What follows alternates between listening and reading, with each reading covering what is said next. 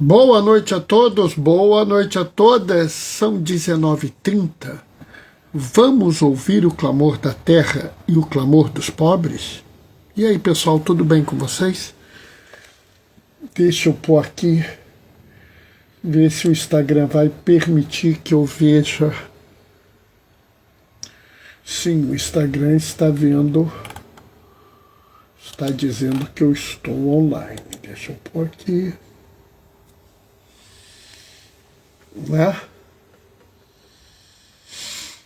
Agora é só esperar as pessoas chegarem, é só esperar dar 19h35 para a gente começar a reflexão. Né? Nós estamos aí. Hoje faz 11 anos que morreu Rubem Alves. Sabe, eu era adolescente e eu li um livro do Rubem Alves que era muito interessante, que era A Burrice do Demônio. É um livro de contos dele, e ele tinha 2 contos que me marcaram muito. Um era o título do livro, A Burrice do Demônio, que era um texto, era um ensaio, onde ele dizia uma coisa que eu achei muito interessante, que o demônio era muito esperto, mas era muito burro. Porque ele sabia desmontar, mas ele não sabia montar de volta. Vale a pena você procurar esse livro. E o outro falava sobre a tosse, porque os mineradores, explorados pelos seus patrões, tinham que trabalhar na mina e acabavam adquirindo uma doença. E é verdade, um conto é baseado numa verdade. Né?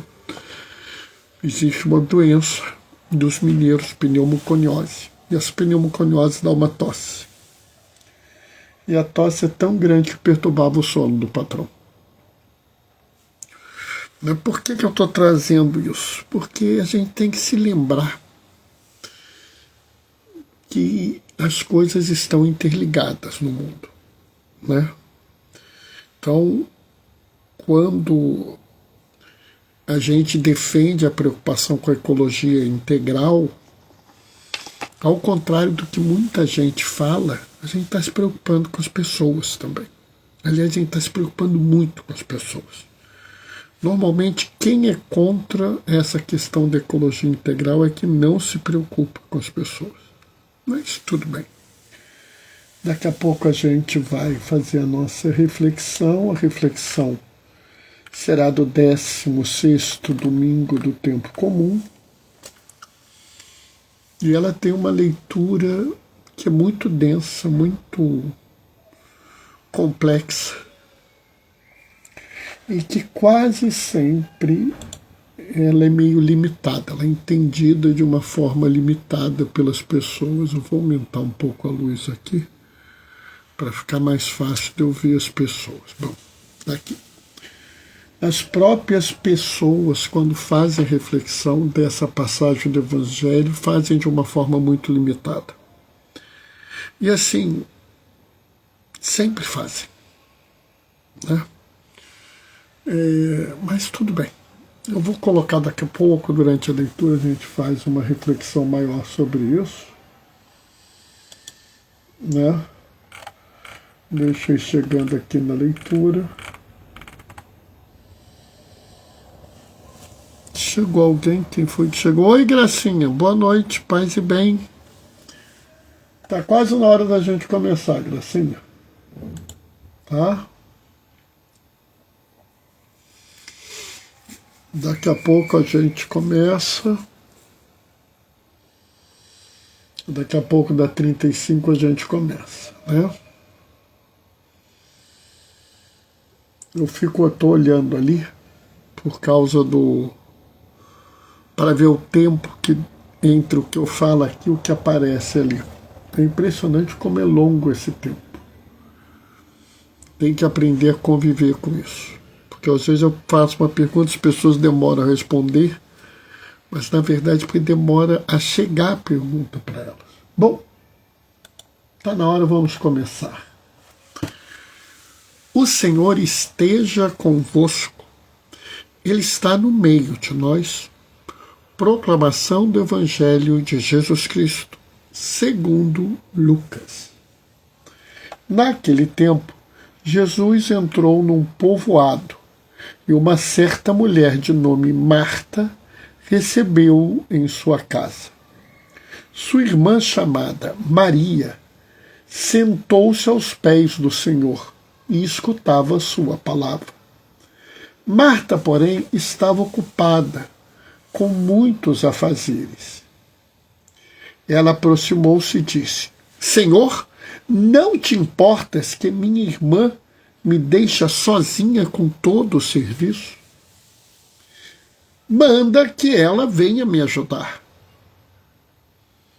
O Senhor, porém, lhe respondeu: Marta, Marta, tu te preocupas e andas agitada por muitas coisas, porém uma só coisa é necessária.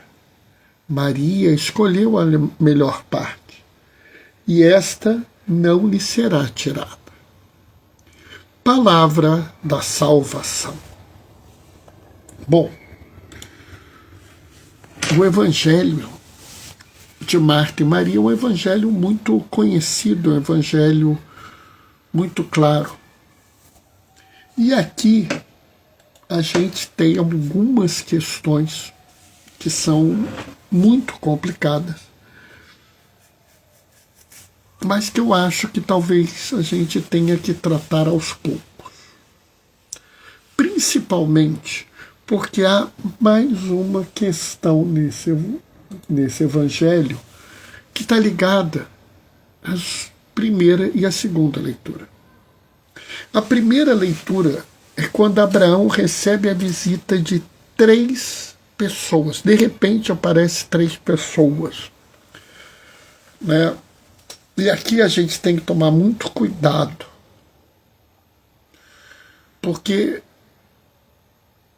na cabeça do judeu, ele não poderia receber a visita do Senhor. O Senhor não pode aparecer. Deus Pai, Criador de tudo, não pode aparecer para eles. Então, provavelmente nós estamos falando de anjos. Tá? E aí os anjos aparecem e Abraão vem e imediatamente começa a servi-los. A gente tem que se lembrar que a hospitalidade é algo muito sagrado para os povos orientais, né? Até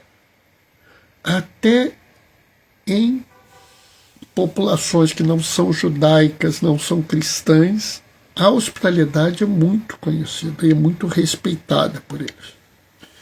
Mas Abraão é especialmente acolhedor. E por conta dessa dedicação, ele é recompensado com a sua descendência. Lembre-se que a visão da teologia da época era a teologia da aliança. Se você cumpre a aliança, você ganha bênçãos. E uma das bênçãos era a sua descendência, que Abraão não tinha. Então aqui está mostrando o seguinte: o ato de acolher bem, o ato de acolher com amor e carinho, deu uma recompensa a Abraão. Por quê? Porque ele manteve a aliança. E aqui a gente tem que ver que isso é o que Marta faz. Olha bem, se você olhar bem, o que Marta faz naquele momento é exatamente o que Abraão faz aqui. Abraão vem, vê os forasteiros, Marta vê Jesus. Reconhece a divindade dos forasteiros, Marta reconhece que Jesus é o Messias. Ela não vai reconhecer a divindade, mas reconhece que Jesus é o Messias. Abraão fica todo preocupado e fica resolvendo um monte de coisas para receber esses forasteiros. Marta fica muito preocupada e resolve um monte de coisas para atender este que é Jesus, o Messias.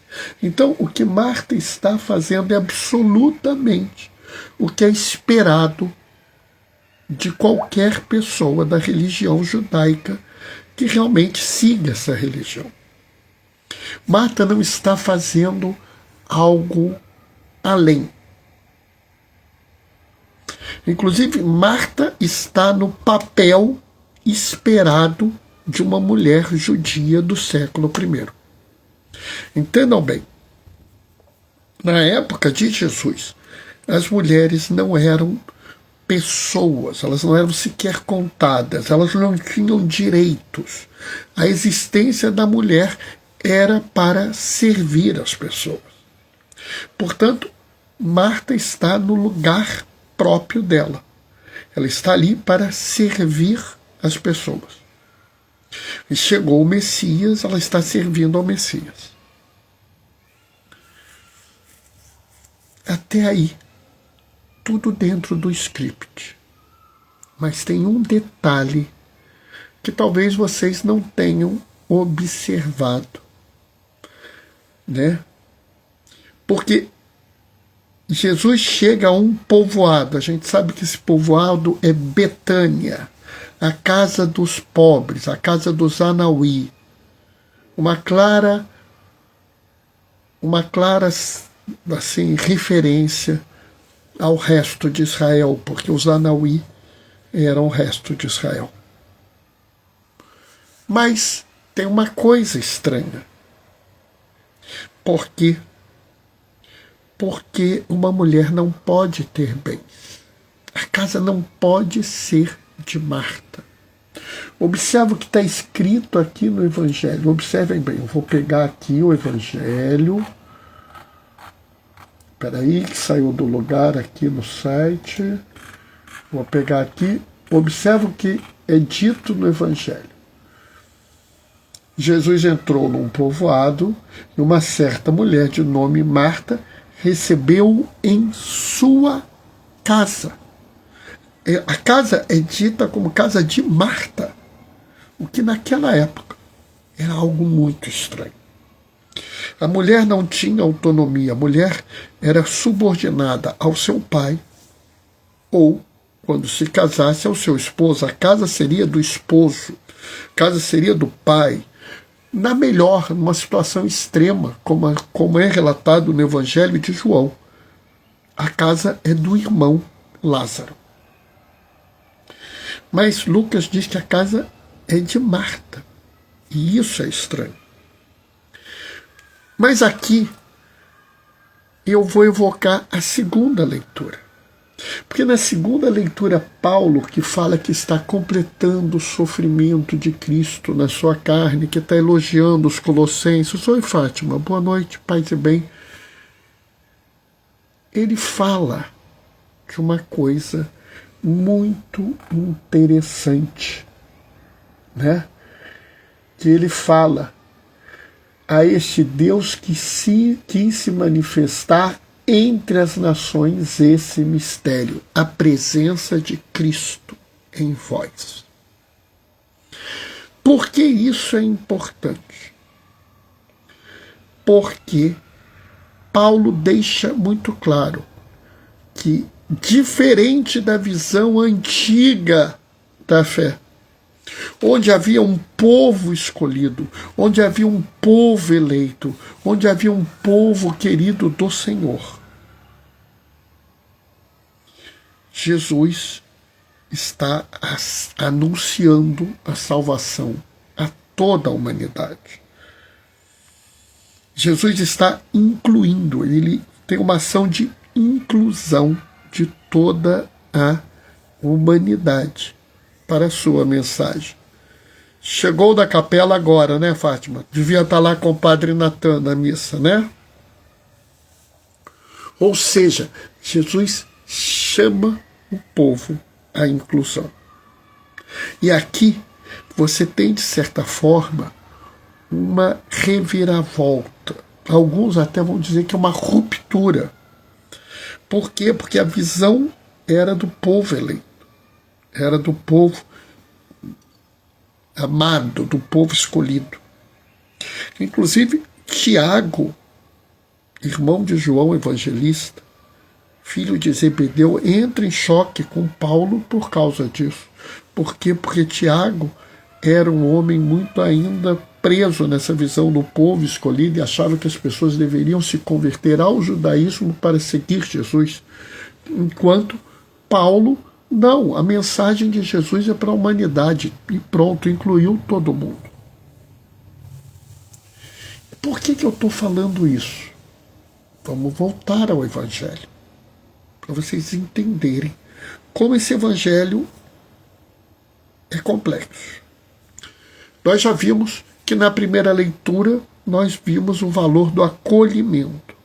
Abraão acolhe. E por acolher com muito carinho, muito cuidado, ele é reconhecido. E recebe. Ele é reconhecido como um cumpridor da aliança, e como cumpridor da aliança ele recebe a bênção da descendência. Nós vimos que na segunda leitura, Paulo deixa claro que a mensagem de Jesus é inclusiva, que a mensagem de Jesus é para receber todas as pessoas sem distinção, sem nenhum juízo de valor. Tá, Bernardo? Mas o que tem isso a ver com essa história de Marta e Maria? Porque todo mundo sabe que Marta e Maria é para a gente conversar sobre as pessoas que querem trabalhar ou se as pessoas querem contemplar a vida de trabalho ou a vida contemplativa. O padre fulano falou isso, o diácono ciclano falou isso. Eu sei. Mas me desculpa. Eu acho que hoje a gente tem que fazer uma outra leitura. Por quê? Porque o Evangelho de Lucas nos chama a atenção de uma outra coisa. Quando Abraão prostra-se diante dos 3 anjos, ele reconhece que foi visitado pelo próprio Deus, pergunta a Fátima. Fátima, provavelmente não. Era praticamente impossível para um judeu da época de Abraão acreditar que ele está diante de Deus. Ele acredita que está diante de um anjo, de um oráculo, de alguém que representa Deus. Por isso ele se refere assim, Senhor, porque ele sabe que o próprio Deus não poderia estar na presença dele, senão ele morreria. Na cabeça do judeu da época, de Abraão, ver o rosto de Deus é morte. Então ele nunca acharia isso. Se você ler a carta aos Hebreus, você vai ver que a pessoa fala assim, lembre-se da hospitalidade. Por conta dela, alguns, sem saber, receberam anjos. Então eles acreditavam que eram anjos. Mas o anjo aqui é como se fosse uma manifestação divina. Era como se Deus falasse assim, você não pode me ver, então vou mandar um anjo. As pessoas reconheciam no anjo o próprio Deus, mas sabiam que não era Deus. Resolveu? Tá? Então, vamos voltar.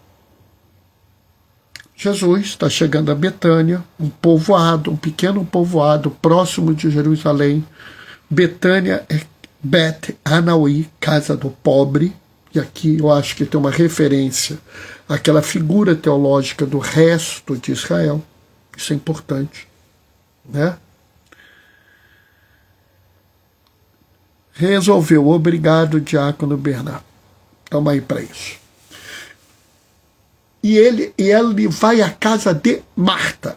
E aqui a gente tem o primeiro sinal que é algo diferente.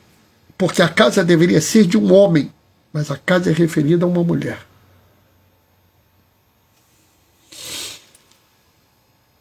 Por quê? Por quê? Porque essa mulher não é uma mulher qualquer. E vocês vão ver o que tem nesse evangelho. Tá? Espera um pouquinho. Bom, essa mulher chega e começa a agir como Abraão agiu para os anjos. Ou seja, ela está agindo conforme era esperado de uma judia da época. Mas isso significa que ela sabe que aquele homem que chega na casa dela, o que não é esperado, que ela tenha uma casa, isso só é possível se o fato dele entrar na casa dela tiver um significado, e vocês vão entender já já qual é esse significado. Se ela entende que este homem que está entrando na casa dela é alguém especial. Quem é que o resto de Israel espera? O Messias. Marta sabe que Jesus é o Messias. Marta é discípula de Jesus. Hã? Como? Não, Bernardo, só tem discípulo. Você vê o evangelho, só tem discípulo. Não. Marta é discípula de Jesus. Lembra que Paulo anuncia que a mensagem de Jesus é inclusiva, inclui toda a humanidade? A mensagem de Jesus também quebra a visão da época, que só os homens tinham lugar. Marta é discípula de Jesus. E mais ainda, quando ele entra na casa, Maria, irmã de Marta, provavelmente irmã mais nova, se coloca aos pés de Jesus para ouvi-lo. Isso é atitude de discípulo. Maria era discípula de Jesus. E aqui é que a gente começa a ver a importância de Marta e Maria de Betânia, discípulas de Jesus. Marta, provavelmente mais velha, né, agia como a dona da casa, a matriarca daquela casa. Bernardo e Lázaro. Lázaro era um amigo de Jesus. Provavelmente um amigo querido, talvez até um discípulo, mas por algum motivo, Marta é a pessoa central nessa família. Talvez fosse mais velha até que Lázaro. E os cristãos, os que seguem Jesus, começam a reconhecer, diferente dos judeus, o papel da mulher. Como reconheceram Madalena, como reconheceram Maria. Notam? Só que Marta ainda está muito fixada no trabalho próprio de uma mulher judia. E quando ela vê o Messias, ela se coloca a servi-lo. E aqui a gente tem que entender que o serviço da igreja não pode ser opressão. Ninguém pode se sentir tamanhamente comprometido com o serviço ao ponto de ser oprimido pelo serviço. Entendem isso? Maria se sente liberta da opressão pelo Messias. Marta e Maria são resto de Israel, são Anauí, estão na casa dos Anauí. E Maria rompe de vez com aquela estrutura e vai para a sala. Ela se coloca no mesmo lugar social dos homens, dos discípulos. Ela se coloca como, claramente, eu sou discípula de Jesus. E ao fazer isso, ela ouve a palavra. É por isso que quando eu leio essa passagem, eu não leio como a maior parte das pessoas lê. A maior parte das pessoas, quando leem a fala de Jesus para Marta, leem como uma recriminação. Marta, Marta, tu andas preocupada com muitas coisas, mas só uma coisa me interessa.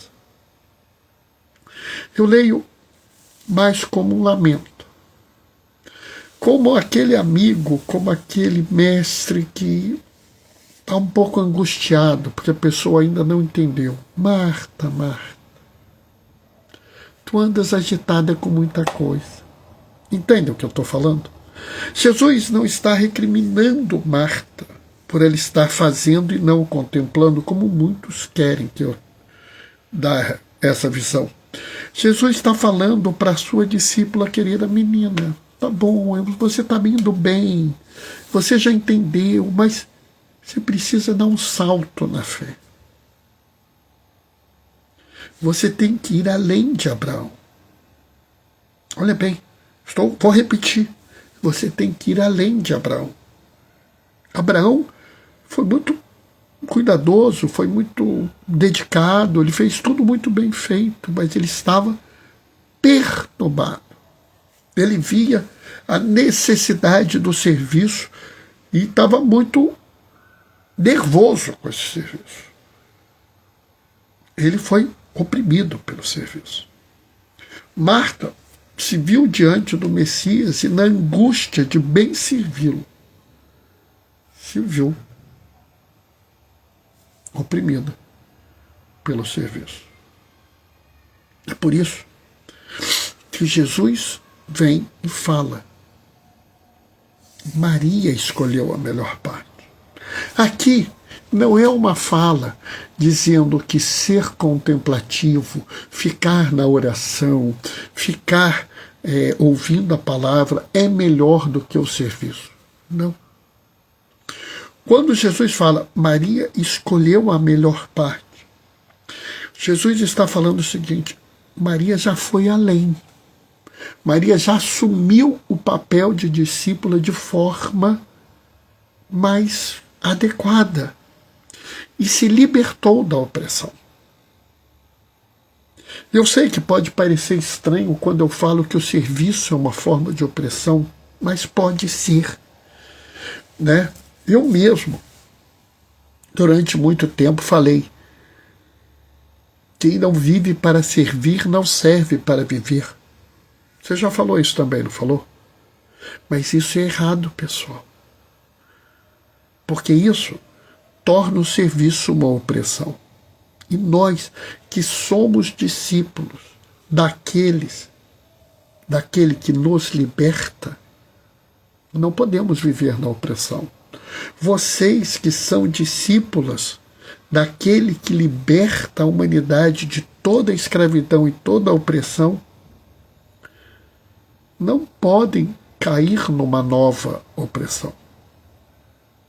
É por isso que Jesus coloca aqui essa realidade. Maria escolheu a melhor parte. Como você, Marta, ela é minha discípula, mas ela já se libertou de uma sociedade que exclui, porque você está se excluindo de me ouvir.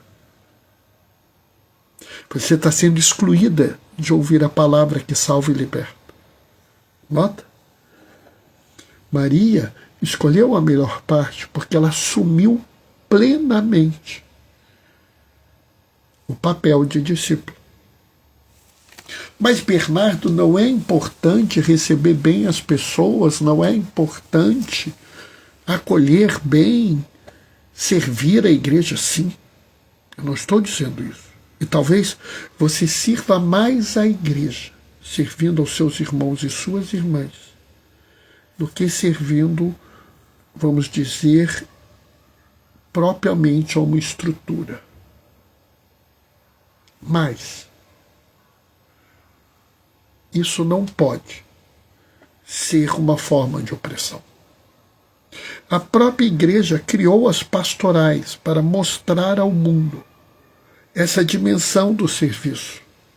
Mas você estar numa pastoral não pode se tornar uma forma de ser oprimido ou de uma forma de opressão. Por isso, é essencial que a gente entenda plenamente essa fala. E que a gente possa ver a maravilha de um Deus que nos ensina a acolher e incluir. Um Deus que nos ensina a cuidar e servir. Mas um Deus que liberta toda a humanidade, porque toda a humanidade está incluída. Liberta de todas as opressões, até a opressão de uma visão errada da fé que nos escraviza. Amém? Muito catequética essa reflexão para mim. Gratidão, Diácono Bernardo. Oh, que bom, Fátima, que bom que você gostou. Deixa eu ver aqui como é que está isso aqui. Porque às vezes está mais fácil eu ler aqui do que ler aqui. Tá? Amém. O evangelho de hoje foi totalmente novo para mim. Que bom. Sabe, pessoal, isso é um arranhão da riqueza desse evangelho. Deixa eu ver a hora que são 8 horas e 1 minuto. Hoje eu falei pouco, né? Esse evangelho é muito rico. Tem muita coisa para a gente discutir aqui. Mas, assim, o meu objetivo não é esgotar os detalhes numa live só, né? Mas, assim, é ir trazendo aos pouquinhos para vocês, né?